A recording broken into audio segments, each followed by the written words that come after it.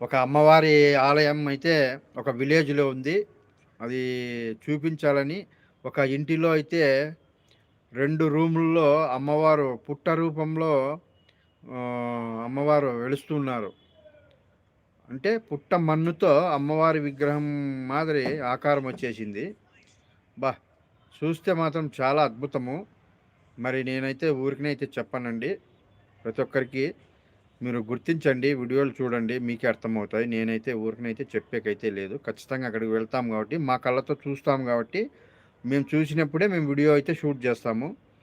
మరి అమ్మవారైతే వాళ్ళకి సాక్షాత్తుగా ఉన్నారు.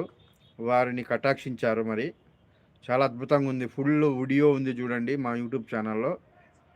ఓకేనా? ఒక ఇంటిలో వెలిసిన అమ్మవారని ఒక వీడియో అయితే ఉంది చూడండి. చూస్తే మీకు కూడా అర్థమవుతుంది.